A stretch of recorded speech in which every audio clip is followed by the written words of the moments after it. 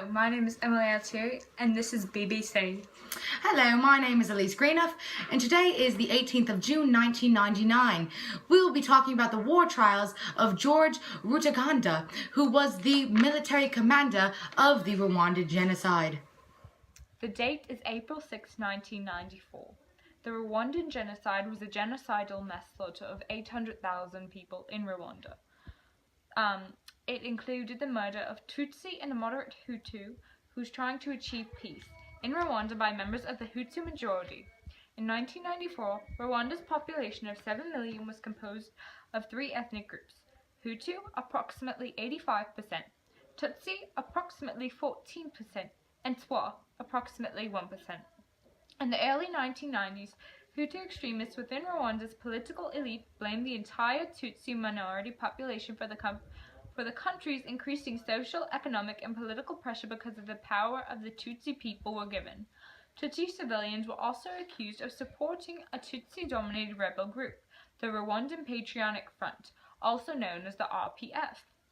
Through the use of propaganda and constant political maneuvering, Habyarimana, who was the president at the time, and his group increased the division between Hutu and Tutsi by the end of 1992.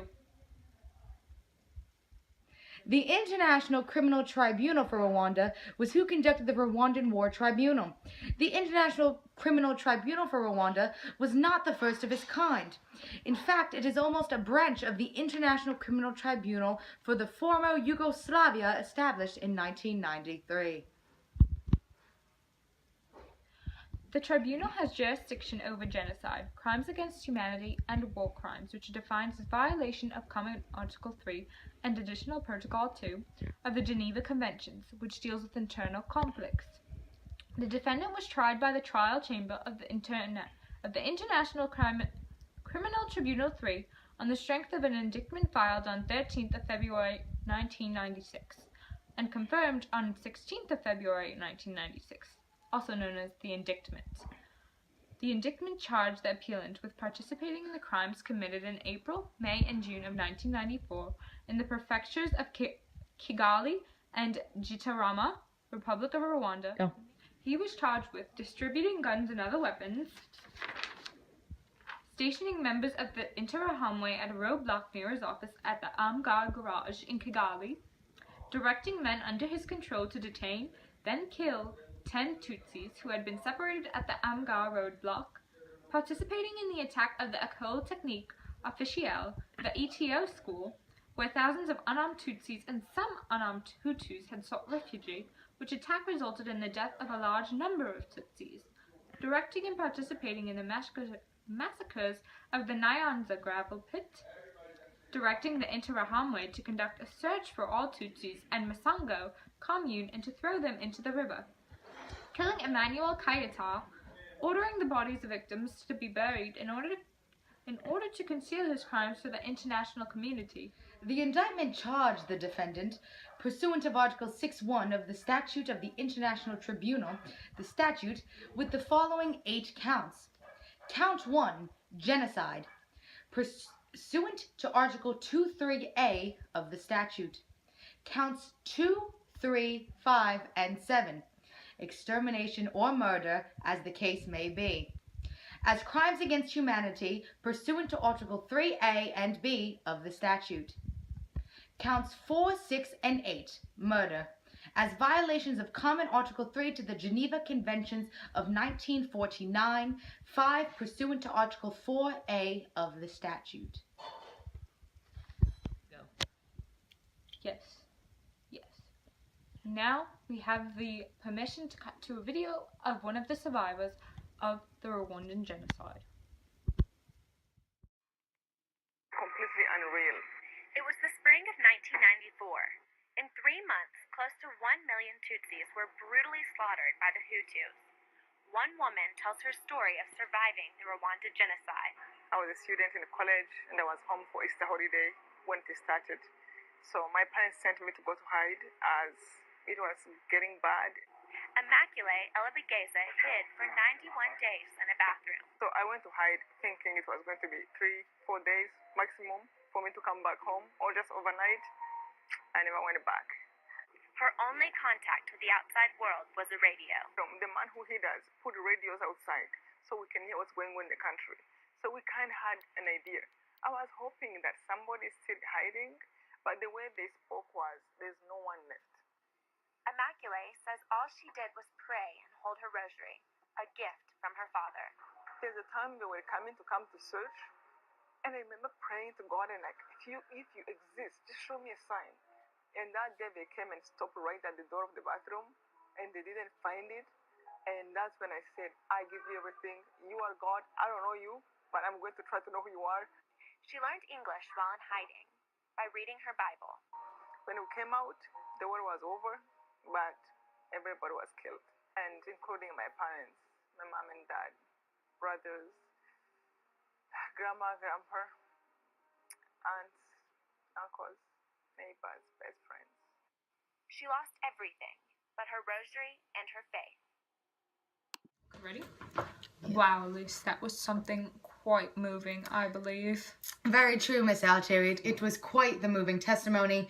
It's hard to believe that 800,000 individuals went through stories similar to that, and they had to suffer so much at the hands of a government who solely believed these people were guilty for relatively no reason. These were innocent individuals. Especially seeing this happen again and again throughout history, you know, people returning to the savage way. It's definitely something that is a recurring theme we see, you know, many times throughout, you know, the past, and I think it is something that definitely needs to be stopped. Most definitely. It is shocking that even after all past genocides like the Holocaust and things of that nature, that things still this horrific are going on. It's a shame. Okay. We will now be going into the defense of the defendant, George Rutaganda, who was, as we stated, a military commander and leader during the Rwandan genocide. One of his defenses was that he claimed that he only distributed the weapons at a commune level, and that he did not distribute the weapons with intent for them to hurt any of the Tutsi or Hutu population. The defense argued that the political activity of the defendant was minimal, and that his involvement in the genocide was minimal as well. The defense counsel questioned the reliability and credibility of several prosecution witnesses. They claimed that the prosecution did not have witnesses that were credible or reliable in the case. Defense witnesses testified that the accused took action to help others, including Tutsi refugees. He claimed that while his power, he tried to help other Tutsis and Hutus that were being hurt in the genocide. The defendant was a businessman with no interest in political participation, at least that's what he claimed. He claimed that he never intended to be part of such a high commander in this genocide, and that he was dragged into it because he was trying to safeguard his business. He claims he did it only to safeguard his business interests, and did not intend at any point in time to kill that largely of a Hutu and Tutsi population. He stated that the Interahamwe changed, and that at the beginning when he first joined, they were not the horrible killing machine that they turned out to be in the Rwandan genocide. The unnamed witness talked about how the event affected his or her life. They talked about how the tragic killing of all of their family except for them, because they managed to hide, of course, how it affected them and how it impacted them. They talked about the brutal sounds they heard and the things that they saw from in their hiding spot. They claimed that the murderers heading this genocide were those to kill their parents.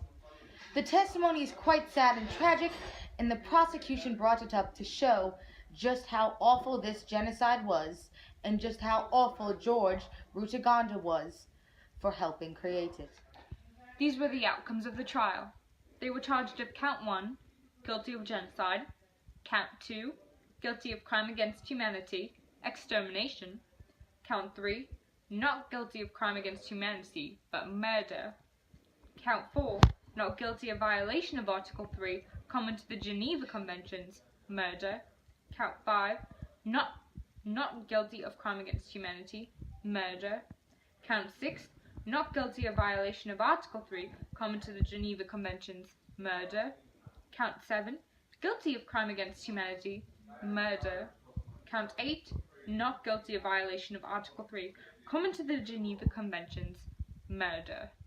George Rutaganda, in his trial that took place yesterday, June 17th, 1999, he was sentenced to life in prison for all counts. The prosecution did suggest that he get a life in prison per violation, but in total he was just given 1 life sentence for his action in taking part in the Rwandan genocide. So, do you agree with this decision, Alyse? Miss Altieri, I don't agree with this decision to just have George Rutaganda be locked away for his entire life. He was the cause of 800,000 deaths in Rwanda. I don't think he should honestly have his life. He caused so many deaths, killed so many people. He does not deserve to just be in jail. I can definitely see where you're coming from. Even myself, I have many moral beliefs, and I do believe that humanity should try and help one another, but this cannot be, just given a single easy thought. I mean, he, again, as you said, 800,000 lives lost at the hands of him, and he definitely deserves more than just a death sentence.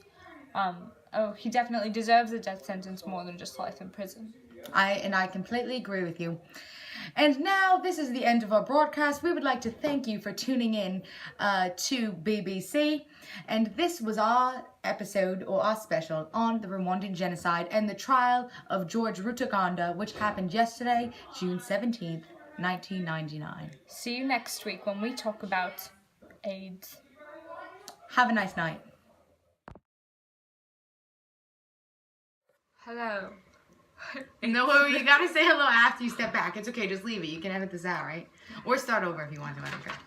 Hello, this is BBC. The International Criminal Tribunal for Rwanda was who conducted the Rwandan war. The International, you gotta, Miss Gavin. No. Hi, Miss Gavin. Guess who we're being? And now she doesn't like us anymore. Wait, my hair, was this like this in the video, Emily? No. Emily, I bet I didn't notice it till now. Oh my God. You're lucky I'm not going to make you refilm everything you... Listen, my pants are today.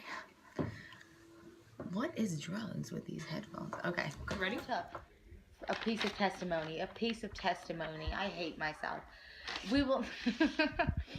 We will now go into discussing testimony brought up by the prosecution.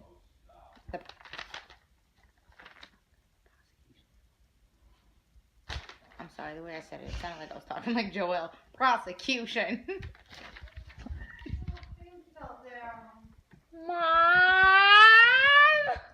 Are you still recording? Yeah. On the inside. Let's go in it.